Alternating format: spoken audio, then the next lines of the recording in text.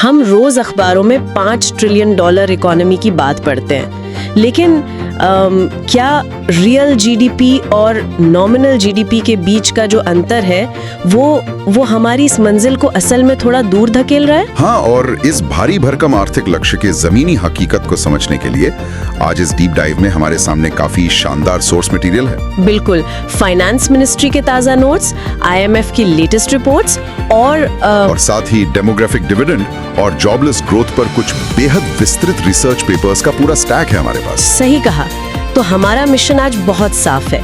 हमें इन भारी भरकम आर्थिक रिपोर्ट्स और डेटा के भीतर झांकना है और ये समझना है कि जो अखबारों की हेडलाइंस के पीछे के आंकड़े हैं वो देश के भविष्य और हर इंसान की रोजमर्रा की जिंदगी के लिए असल में क्या मायने रखते हैं। एकदम सही, क्योंकि डेटा अक्सर बहुत सी कहानियां छुपा लेता है। तो चलिए इसे थोड़ा डिकोड करते हैं। इस पूरे डेटा स्टैक में ना सबसे पहले मेरी नजर उस टाइमलाइन पर जाती है जो इस $5 ट्रिलियन के जादुई आंकड़े के लिए तय की गई थी।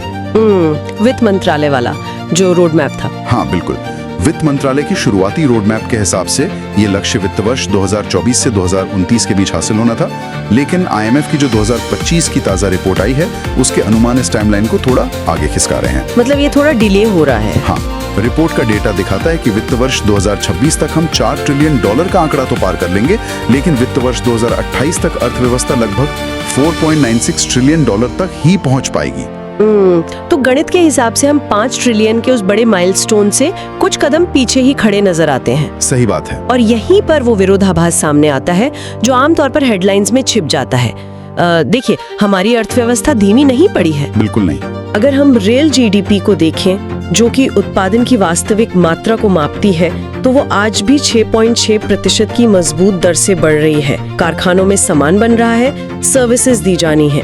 असली पेच नॉमिनल जीडीपी और डॉलर के एक्सचेंज रेट के फॉर्मूले में फंसा है। हाँ, क्योंकि नॉमिनल जीडीपी वो आंकड़ा होता है जिसमें महंगाई या इन्फ्लेशन को भी जोड़ा जाता है। अब हो ये रहा है कि देश में महंगाई दर के कम होकर 2.8% तक आने का अनुमान है, जो कि आम लोगों के लिए तो बहुत अच्छी खबर है। यहाँ सबसे दिलचस्प बात यह है कि एक आम इंसान और मैक्रो इकोनॉमिक्स के लक्ष्यों के बीच कैसे एक सीधा टकराव होता है।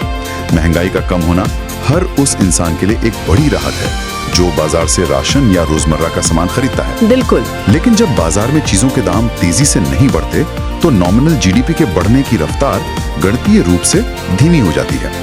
चूंकि वो $5 ट्रिलियन का लक्ष्य नॉमिनल जीडीपी पर आधारित है, इसलिए वो माइलस्टोन कैलेंडर में थोड़ा और आगे खिसक जाता है। समझ गई। इसके साथ ही मुझे लगता है कि रुपए की सेहत भी एक बहुत बड़ा रोल प्ले कर रही है, क्योंकि हमारा लक्ष्य तो डॉलर में मापा जाता है ना। एकदम सही पॉइंट है। IMF ने पहले अनुमान लगाया था कि वित्त वर्ष 2025 में $1 के मुकाबले रुपया 82.5 पर रहेगा, लेकिन ग्लोबल मार्केट और ट्रेड डेफिसिट के चलते अब उन्होंने इसे संशोधित करके 84.6 कर दिया है। और वित्त वर्ष 2027 के लिए तो ये अनुमान 87.7 तक पहुंच गया है। हाँ, अब अगर हर साल रुपया डॉलर के मुकाबले कमजोर होता जाएगा तो हम रुपये में चाहे जितनी भी ग्रोथ कर लें, उसे जब डॉलर में कन्वर्ट करेंगे तो हम लक्ष्य से दूर ही नजर आएंगे। ये एक ऐसे ट्रेडमिल की तरह है जिस पर हम दौड़ तो रहे हैं, लेकिन ट्रेडमिल की स्पीड भी साथ साथ बढ़ती जा रही है। बिल्कुल सटीक उदाहरण है। और ये सिर्फ गणितीय तालमेल की बात नहीं है। इस पूरी चर्चा का जो सबसे अहम हिस्सा है वो अर्थव्यवस्था के बुनियादी ढांचे से जुड़ा है। कोई भी अर्थव्यवस्था सिर्फ कागज पर लिखे नंबरों से नहीं चलती। से 2055 तक चलने वाला एक ऐसा डेमोग्राफिक डिविडेंड है, जनसांख्यिकीय लाभांश, जो दुनिया के आर्थिक इतिहास में शायद फिर कभी किसी देश को नहीं मिलेगा। हमारी सबसे बड़ी ताकत काम करने वाली उम्र के लोगों की ये विशाल आबादी है। लेकिन इन रिसर्च पेपर्स का डेटा एक गहरी चिंता भी जताता है। ऐसा लगता है कि कहीं हम इस लाभांश को जॉबलेस ग्रोथ के जरिए एक डिजास्टर में तो नहीं बदल रहे। हाँ, और ये एक बहुत गंभीर विषय है। अब यहाँ कहानी सच में बहुत दिलचस्प हो जाती है, क्योंकि इस पूरी जॉबलेस ग्रोथ की जड़ को समझने के लिए हमें 1954 के अर्थशास्त्री आर्थर लुइस के दिए गए डुअल सेक्टर मॉडल को देखना होगा। Lewis model? हाँ, ये मॉडल बहुत ही सरल तरीके से समझाता है कि विकासशील देश कैसे अमीर बनते हैं। लुइस का कहना था कि जब खेती में जरूरत से ज्यादा लोग लगे होते हैं, मान लीजिए एक खेत में 2 लोगों का काम है लेकिन पूरा परिवार यानी 5 लोग वहाँ काम कर रहे हैं, जिसे हम प्रच्छन्न बेरोजगारी या छिपी हुई बेरोजगारी भी कहते हैं। बिल्कुल। तो उन अतिरिक्त 3 लोगों को वहाँ से निकालकर फैक्ट्रियों यानी मैन्युफैक्चरिंग सेक्टर में लगा देना चाहिए। इससे खेती का उत्पादन भी नहीं गिरता और फैक्ट्रियों में नया उत्पादन शुरू हो जाता है। चीन, ताइवान, वियतनाम और उससे पहले दक्षिण कोरिया ने बिल्कुल इसी ब्लूप्रिंट का पालन करके करोड़ों लोगों को गरीबी से बाहर निकाला। लेकिन भारत के मामले में क्या हुआ? भारत की विकास यात्रा ने इस ब्लूप्रिंट को लगभग दरकिनार ही कर दिया। हमने लोगों को खेती से तो निकाला, लेकिन मैन्युफैक्चरिंग के उस अहम पड़ाव को पार करने के बजाय सीधे सर्विस सेक्टर में छलांग लगा दी। जैसे IT, BPO और फाइनेंस। हाँ, सर्विस सेक्टर ने हमारी जीडीपी को रॉकेट की स्पीड से बढ़ाया और दुनिया में हमारी पहचान एक सॉफ्टवेयर पावर हाउस के रूप में बना दी। लेकिन सर्विस सेक्टर का मूल स्वभाव कैपिटल इंटेंसिव यानी पूंजी गहन होता है, लेबर इंटेंसिव नहीं। इस कैपिटल इंटेंसिव वाली बात को अगर हर एक विजुअल से समझें तो तस्वीर एकदम साफ हो जाती है। कैसे? देखिए, एक तरफ एक विशाल चमचमाता हुआ IT सर्वर रूम या डेटा सेंटर है। उसमें करोड़ों रुपए का निवेश हुआ है, लेकिन उसे चलाने के लिए सिर्फ 10 या 20 हाई स्किल्ड इंजीनियर चाहिए। हाँ, सही बात। और दूसरी तरफ उसी करोड़ों रुपए के निवेश से लगी हुई एक कपड़े या जूतों की फैक्ट्री है, जहां कटिंग, सिलाई और पैकेजिंग के लिए शायद 10,000 कारीगरों को रोजगार मिल सकता है। ये बहुत ही शानदार तुलना है। सर्विस सेक्टर से GDP का ग्राफ तो ऊपर गया, लेकिन वो हर साल वर्कफोर्स में जुड़ने वाले लाखों करोड़ों युवाओं के लिए रोजगार पैदा नहीं कर पाया। और इसी रोजगार संकट का असर वर्कफोर्स के आंकड़ों में बहुत साफ दिखता है। मैंने देखा कि महिलाओं के लेबर फोर्स पार्टिसिपेशन रेट यानी LFPR का आंकड़ा सिर्फ 0.2 यानी 20% के खतरनाक निचले स्तर पर है। ये बहुत चिंताजनक है। जब मैन्युफैक्चरिंग में असेंबली लाइन की नौकरियां नहीं बनती, तो महिलाओं के लिए सुरक्षित और औपचारिक रोजगार के अवसर सबसे पहले खत्म होते हैं। बिल्कुल। इसके साथ ही एक और बहुत बड़ा आंकड़ा असुरक्षित रोजगार या वल्नरेबल एम्प्लॉयमेंट का है। रिपोर्ट्स के मुताबिक ये भारत में 75% से भी ज्यादा है। 75%। इसका सीधा मतलब है कि काम करने वाली आबादी का एक बहुत बड़ा हिस्सा बिना किसी कॉन्ट्रैक्ट, बिना पेड लीव और बिना किसी मेडिकल या पेंशन जैसी सामाजिक सुरक्षा के काम कर रहा है। हाँ, और जब अर्थव्यवस्था में कोई छोटा सा भी झटका लगता है, जैसे महामारी आ गई या आर्थिक मंदी आ गई, तो ये 75% आबादी रातों रात सीधे गरीबी रेखा के नीचे खिसक जाने के जोखिम पर होती है। ये एक बहुत बड़ा रिस्क है। और असुरक्षित रोजगार के साथ साथ इन रिपोर्ट्स में स्किल्स मिसमैच का जो डेटा है, वो तो हमारी शिक्षा और ट्रेनिंग व्यवस्था की पूरी कलई ही खोल देता है। सच कहूँ तो ये आंकड़ा मुझे व्यक्तिगत रूप से सबसे ज्यादा चौंकाने वाला लगा। जिन युवाओं ने औपचारिक रूप से वोकेशनल ट्रेनिंग ली है, उनके बीच बेरोजगारी दर 17% है। और इसके विपरीत जिन लोगों के पास कोई औपचारिक ट्रेनिंग या सर्टिफिकेट नहीं है, उनमें बेरोजगारी दर सिर्फ 4% है। देखने में ये बिल्कुल उल्टा लगता है। जो लोग ट्रेनिंग ले रहे हैं, उनके पास काम क्यों नहीं है? इस 17 बनाम 4% के विरोधाभास की मुख्य वजह वो खाई है जो हमारे ट्रेनिंग इंस्टीट्यूट्स और आधुनिक इंडस्ट्री की जरूरतों के बीच बन गई है। जो सिलेबस आज कई जगह पढ़ाया जा रहा है, वो दशकों पुराना है। मतलब थियोरी और प्रैक्टिकल में बहुत अंतर है। बिल्कुल। एक युवा महीनों तक पुरानी तकनीक वाली लेथ मशीन पर काम सीखता है, लेकिन जब वो नौकरी मांगने किसी आधुनिक ऑटोमोबाइल या इलेक्ट्रॉनिक्स फैक्ट्री में जाता है, तो वहाँ पूरी असेंबली लाइन कंप्यूटरीकृत या CNC मशीनों पर चल रही होती है। तो उसकी ट्रेनिंग का कोई फायदा ही नहीं हुआ। हाँ, इंडस्ट्री को वो लोग चाहिए जो मशीन पर काम करने के साथ साथ नई तकनीक को तुरंत अडॉप्ट कर सकें, जिनकी कम्युनिकेशन स्किल्स अच्छी हों और जो टीम में काम कर सकें। ट्रेनिंग के नाम पर सिर्फ एक सर्टिफिकेट बांट देने से वो सॉफ्ट स्किल्स और व्यवहारिक ज्ञान नहीं आता जो आज के बाजार की मांग है। और यही वजह है कि मैन्युफैक्चरिंग सेक्टर में एक अजीब सा गतिरोध बना हुआ है। एक तरफ कंपनियां कह रही हैं कि उन्हें काम करने के लिए योग्य लोग नहीं मिल रहे, और दूसरी तरफ युवा अपनी डिग्रियां और ट्रेनिंग सर्टिफिकेट लेकर बैठे हैं कि उन्हें नौकरी नहीं मिल रही। बिल्कुल। लेकिन बात सिर्फ लेबर और स्किल्स की नहीं है। किसी भी देश में मैन्युफैक्चरिंग सेक्टर को खड़ा करने के लिए उत्पादन के 3 पिलर्स का मजबूत होना जरूरी है। जमीन, श्रम और इंफ्रास्ट्रक्चर। हाँ, और भारत में ये तीनों ही पिलर्स कई संरचनात्मक कमियों यानी स्ट्रक्चरल बॉटलनेक्स के मकड़जाल में उलझे हुए हैं। तो अगर हम इसे बड़ी तस्वीर से जोड़ें, तो समझ आएगा कि कोई भी ग्लोबल या लोकल कंपनी भारत में एक बड़ी विशालकाय फैक्ट्री लगाने से क्यों कतराती है। सबसे बड़ा रोड़ा रहे हैं हमारे ऐतिहासिक श्रम कानून, जो काफी सख्त माने जाते हैं। दशकों से ये कानून इतने जटिल और सख्त रहे हैं कि कंपनियां 100 या उससे ज्यादा लोगों को स्थायी रोजगार पर रखने से डरती हैं। उन्हें लगता है कि अगर कल को बाजार में मांग घट गई या बिजनेस मॉडल बदलना पड़ा तो वे कानूनी पचड़ों के कारण किसी को नौकरी से हटा नहीं पाएंगी। तो फिर वो इसका क्या रास्ता निकालती हैं? इस डर का सीधा नतीजा ये हुआ कि कंपनियों ने पक्की नौकरियां देनी ही कम कर दी। वे कॉन्ट्रैक्ट वर्करों की तरफ मुड़ गईं, जिन्हें जब चाहे काम पर रखा और निकाला जा सकता है। डेटा बताता है कि पिछले कुछ सालों में फैक्ट्रियों में कॉन्ट्रैक्ट वर्करों की संख्या 26% से बढ़कर 36% तक पहुंच गई है। यानी कानून बनाए गए थे मजदूरों की नौकरी सुरक्षित करने के लिए, लेकिन जमीनी हकीकत में उन्होंने पक्की नौकरियों का ही खात्मा करना शुरू कर दिया। बिल्कुल सही कहा। श्रम कानूनों के इस डर के बाद जो दूसरी सबसे बड़ी चुनौती एक उद्योगपति के सामने आती है वो है जमीन। 2013 के जमीन अधिग्रहण कानून का जिक्र हमारे रिसर्च पेपर्स में बहुत प्रमुखता से किया गया है। भारत में एक बड़ी फैक्ट्री के लिए विवाद रहित जमीन ढूंढना और उसे कानूनी तौर पर खरीदना शायद उस फैक्ट्री में रॉकेट या माइक्रोचिप बनाने से भी ज्यादा मुश्किल काम है। ऐसा क्यों? क्योंकि इस कानून का मूल उद्देश्य किसानों को उनकी जमीन का उचित मुआवजा देना था, जो कि नैतिक और सामाजिक रूप से बहुत जरूरी भी है। लेकिन इसके नियम और प्रक्रियाएं इतनी लंबी और जटिल कर दी गईं कि इंडस्ट्री के लिए जमीन का अधिग्रहण करना बाजार भाव से 4 गुना तक महंगा हो गया। 4 गुना? हाँ। अब अगर एक मैन्युफैक्चरर का आधा या उससे ज्यादा कैपिटल सिर्फ जमीन का टुकड़ा खरीदने और कागजी कार्रवाई में ही खत्म हो जाएगा, तो वो दुनिया की बेहतरीन मशीनें और तकनीक कैसे लाएगा? वो इनोवेशन पर कैसे खर्च करेगा? ये बहुत ही वैलिड पॉइंट है। और जमीन और अधिग्रहण की ये समस्या सिर्फ ग्रामीण या इंडस्ट्रियल कॉरिडोर्स तक सीमित नहीं है। हमारे शहर, जिन्हें अर्थव्यवस्था का ग्रोथ इंजन कहा जाता है, उनकी प्लानिंग भी एक बहुत बड़ा स्ट्रक्चरल बॉटलनेक बन चुकी है। अर्बन प्लानिंग की बात कर रहे हैं आप? हाँ, रिपोर्ट्स में फ्लोर एरिया रेशियो यानी FAR का जो डेटा है वो हमारी अर्बन प्लानिंग की विफलता को बहुत स्पष्ट रूप से सामने रखता है। इस FAR वाले हिस्से ने मुझे सच में सोचने पर मजबूर कर दिया। FAR असल में ये तय करता है कि आप जमीन के एक तय टुकड़े पर कितनी ऊंची बिल्डिंग बना सकते हैं। बिल्कुल।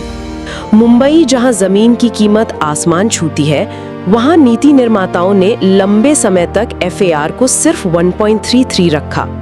तुलना के लिए देखें तो दुनिया के दूसरे प्रमुख वित्तीय केंद्र न्यूयॉर्क में ये रेशियो 15 है। 1.33 और 15 जमीन आसमान का फर्क है। हाँ, यानी मुंबई में आप जमीन के मुकाबले बहुत कम निर्माण कर सकते हैं। इस पाबंदी के पीछे सोच ये थी कि शहर के बीच में भीड़ कम होगी, लेकिन इसका असर बिल्कुल उल्टा हुआ। शहर ऊपर आसमान की तरफ बढ़ने के बजाय जमीन पर बाहर की तरफ फैलते चले गए, जिसे हम अर्बन स्प्रॉल कहते हैं। और इस अर्बन स्प्रॉल का सीधा असर प्रोडक्टिविटी और जीवन स्तर पर पड़ता है। जब शहर बिना किसी मास्टर प्लान के बेतरतीब तरीके से बाहर फैलता है, तो लोगों को अपने कार्यस्थल तक पहुंचने के लिए रोजाना घंटों सफर करना पड़ता है। ट्रैफिक जैम में ईंधन और समय दोनों बर्बाद होते हैं। पब्लिक ट्रांसपोर्ट का ढांचा भी चरमरा जाता है। बिल्कुल। और जमीन की कमी के कारण मलिन बस्तियां तेजी से पनपने लगती हैं।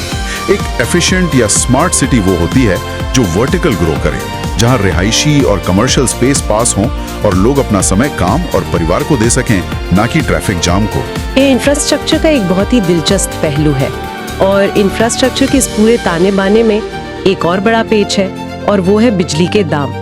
दुनिया भर में इंडस्ट्रीज को सस्ती बिजली दी जाती है ताकि वे भारी मात्रा में उत्पादन कर सके, लेकिन भारत में ऐसा नहीं है। बिल्कुल नहीं। हमारे यहाँ एक बहुत ही जटिल क्रॉस सब्सिडी का सिस्टम है। राजनीतिक अर्थव्यवस्था के चलते खेती और आम उपभोक्ताओं के लिए बिजली बहुत सस्ती या कई राज्यों में पूरी तरह मुफ्त है, जिसकी कीमत करीब $80 प्रति मेगावाट आवर आती है। तो ये नुकसान कौन भरता है? यहीं पर क्रॉस सब्सिडी आती है। बिजली वितरण कंपनियों को जो ये भारी घाटा होता है, उसकी भरपाई के लिए वे इंडस्ट्रियल सेक्टर को दुनिया की सबसे महंगी बिजली बेचती हैं, लगभग $117 प्रति मेगावाट आवर के रेट पर। और यहीं पर ग्लोबल मार्केट में हमारा कॉम्पिटिटिव एज खत्म हो जाता है। अगर एक भारतीय कपड़ा या जूता बनाने वाली कंपनी को वियतनाम, चीन या बांग्लादेश की कंपनियों के मुकाबले काफी महंगी बिजली मिल रही है, उसका जमीन खरीदने का खर्च 4 गुना है और कठोर श्रम कानूनों के कारण लेबर को मैनेज करना मुश्किल है, तो वो कंपनी अपना प्रोडक्ट अंतर्राष्ट्रीय बाजार में सस्ता कैसे बेचेगी? वो तो घरेलू बाजार में भी प्रतिस्पर्धा नहीं कर पाएगी। बिल्कुल, विदेशी तो छोड़िए, घरेलू बाजार में भी आयातित सामान सस्ता पड़ने लगता है। वैसे इन तमाम संरचनात्मक कमियों को दूर करने के लिए सरकारों ने पिछले 1 दशक में कई बड़े अभियान चलाए हैं। अगर हम बात करें make in India, skill India, आत्मनिर्भर भारत, ये ऐसे नाम हैं जो हमारी आर्थिक चर्चाओं का अहम हिस्सा बन चुके हैं। सही बात है। इन सब का विजन बहुत शानदार था, लेकिन जब हम डेटा के लेंस से इनकी जांच करते हैं, जो हमारे सोर्स मटेरियल में भी दिया गया है, तो तस्वीर कुछ और ही कहानी बयां करती है। ठोस दूरदर्शी नीति और जमीनी रोड मैप की जगह ले ली है। क्योंकि नीतियां तो हैं, पर असर देखिए, मेक इन इंडिया का मूल लक्ष्य मैन्युफैक्चरिंग सेक्टर को हमारी जीडीपी के 25% तक ले जाना और 10 करोड़ नई मैन्युफैक्चरिंग नौकरियां पैदा करना था। लेकिन आज इतने सालों बाद भी हमारी जीडीपी में मैन्युफैक्चरिंग की हिस्सेदारी 16-17% के आसपास ही रुकी हुई है। वो एक ऐसा बैरियर बन गया है जिसे हम पार ही नहीं कर पा रहे हैं। लेकिन इंफ्रास्ट्रक्चर डेवलपमेंट के मोर्चे पर जो बदलाव हुआ है, उसे भी नजरअंदाज नहीं किया जा सकता। डेटा बहुत साफ है। देश में नेशनल हाईवे का नेटवर्क अब 1,46,000 किलोमीटर से ज्यादा फैल चुका है। रेलवे के पास 1,27,000 किलोमीटर ट्रैक का जाल है। ये आंकड़े वाकई प्रभावशाली हैं। हाँ, नए पोर्ट्स बन रहे हैं, लॉजिस्टिक्स की स्पीड बढ़ी है। हम भौतिक संरचना के मामले में सचमुच छलांग लगा रहे हैं। लेकिन असली सवाल ये है कि उन शानदार हाईवेज पर ट्रकों में भरकर हम कौन सा सामान ट्रांसपोर्ट करने वाले हैं? क्या हम सिर्फ इंपोर्टेड सामान ढोएंगे? बिल्कुल। अगर हम लेबर इंटेंसिव इंडस्ट्रीज यानी कपड़ा उद्योग, लेदर, फुटवेयर और फर्नीचर जैसे सेक्टर्स को खड़ा नहीं करेंगे, तो वो हाईवे सिर्फ आयात किए गए सामान को ढोने के ही काम आएंगे। यही वो बिंदु है जहां हमें कैपिटल इंटेंसिव बनाम लेबर इंटेंसिव ग्रोथ के बीच का संतुलन साधना होगा। हम इलेक्ट्रॉनिक्स, मोबाइल असेंबली या ऑटोमोबाइल जैसे सेक्टर्स में अच्छा काम कर रहे हैं, जो कि बहुत अच्छी बात है। लेकिन ये याद रखना होगा कि एक ऑटोमोबाइल प्लांट में रोबोट्स और मशीनों का काम ज्यादा होता है, इंसानों का कम। और हमारे पास इंसानों की कमी नहीं है। बिल्कुल। इसके विपरीत टेक्सटाइल और एपरल जैसी लेबर इंटेंसिव चीजों में वियतनाम और बांग्लादेश लगातार अंतर्राष्ट्रीय बाजार में हमारी हिस्सेदारी छीन रहे हैं। ये वही सेक्टर्स हैं जो हमारे गांव और छोटे शहरों से निकलने वाले कम स्किल्ड युवाओं को तुरंत रोजगार दे सकते हैं। हालांकि इन रिपोर्ट्स को पढ़ते हुए ये भी स्पष्ट होता है कि इन समस्याओं को सुलझाने के प्रयास चल रहे हैं। हमें दोनों पक्षों को देखना चाहिए। सरकार ने 29 पुराने और जटिल श्रम कानूनों को खत्म करके 4 नए लेबर कोड्स पारित किए हैं। इसके अलावा प्रोडक्शन लिंक्ड इंसेंटिव यानी PLI स्कीम्स जैसी पहल शुरू की गई हैं, जिसने ग्लोबल कंपनियों को भारत में मैन्युफैक्चरिंग के लिए कुछ हद तक आकर्षित किया है। हाँ, फॉक्सकॉन और एप्पल जैसे उदाहरण हमारे सामने हैं। लेबर कोड्स और PLI स्कीम्स निश्चित रूप से सही दिशा में उठाए गए कदम हैं। लेकिन भारत की अर्थव्यवस्था की सबसे बड़ी चुनौती इसका संघीय ढांचा या फेडरल स्ट्रक्चर है। राज्य और केंद्र का तालमेल। बिल्कुल। केंद्र सरकार संसद में कानून पास कर सकती है, लेकिन कारखाने जमीन पर यानी राज्यों में लगते हैं। जमीन अधिग्रहण, बिजली की दरें और रोजमर्रा के प्रशासनिक क्लियरेंस, ये सब राज्य सरकारों के अधिकार क्षेत्र में आते हैं। नए लेबर कोड्स आज भी सभी राज्यों में समान रूप से लागू नहीं हो पाए हैं। तो जब तक राज्य साथ नहीं आते, जब तक हर एक राज्य अपनी ब्यूरोक्रेसी और लाल फीताशाही को कम करके उद्योगों के लिए अनुकूल माहौल नहीं बनाएगा, तब तक केंद्र की नीतियां अपना पूरा असर नहीं दिखा पाएंगी। तो इन सब भारी भरकम डेटा, नीतियों और चुनौतियों का असल मतलब क्या है? हम $5 ट्रिलियन की एक विशाल इकोनॉमी बनने के रास्ते पर हैं और देर सवेर हम वहाँ पहुँच ही जाएंगे। वो हमारे देश के लिए निश्चित रूप से गर्व का क्षण होगा। लेकिन दूसरी तरफ हमारे सामने करोड़ों ऐसे युवा हैं जो रोजगार की लाइन में खड़े हैं और जो असुरक्षित रोजगार के दुष्चक्र में फंसे हैं। इस पूरी चर्चा का निष्कर्ष ये है कि 5 ट्रिलियन या 10 ट्रिलियन का आंकड़ा महज एक माइलस्टोन है, कोई अंतिम मंजिल नहीं। किसी भी अर्थव्यवस्था की असली सफलता इस बात से तय नहीं होती कि उसकी कुल GDP का आकार कितना बड़ा है। तो फिर वो किस बात से तय होती है? असली सफलता इस बात में है कि वो GDP ग्रोथ कितने समावेशी तरीके से हो रही है। क्या हम सिर्फ कुछ हाईटेक सेक्टर्स के भरोसे पूरी अर्थव्यवस्था को खींचने की कोशिश कर रहे हैं, या हम एक ऐसा औद्योगिक ढांचा तैयार कर रहे हैं जो हर स्तर के कौशल वाले इंसान को एक सुरक्षित और सम्मानजनक नौकरी दे सके। जाते जाते एक विचार जो इस डीप डाइव के सोर्स मटेरियल की गहराई से निकल कर आया, वो मैं यहाँ छोड़ना चाहूंगी। हम अक्सर न्यूज चैनलों और बहसों में GDP के आंकड़ों पर चर्चा करते हैं, लेकिन जरा सोचने वाली बात है क्या अर्थव्यवस्था की असली कामयाबी मापने का पैमाना सिर्फ डॉलर की जीडीपी होना चाहिए? ये एक बहुत ही प्रोवोकेटिव थॉट है। हाँ, क्या हमें एक नए पैमाने वल्नरेबिलिटी एडजस्टेड जीडीपी यानी असुरक्षा समायोजित जीडीपी की बात नहीं शुरू करनी चाहिए? एक ऐसा जीडीपी जो इस बात का हिसाब रखे कि कितने लोग असुरक्षित हैं। बिल्कुल। जरा कल्पना कीजिए, वो दिन हमारी अर्थव्यवस्था की असली जीत का दिन होगा, जब हमारे देश में असुरक्षित रोजगार का वो डरावना 75% का आंकड़ा घटकर 0 के करीब आ जाएगा। उस दिन हमारी अर्थव्यवस्था का कुल आकार चाहे जो भी हो, लेकिन वो हर एक आम इंसान के लिए एक मजबूत, सुरक्षित और टिकाऊ अर्थव्यवस्था होगी। बहुत ही शानदार विचार है ये। इस विचार के साथ आज की इस गहन चर्चा को यहीं समाप्त करते हैं। उम्मीद है इस चर्चा से अर्थव्यवस्था को देखने और समझने का एक नया नजरिया सामने आया है। पढ़ते रहिए, सवाल पूछते रहिए और हमेशा कुछ नया सीखते रहिए।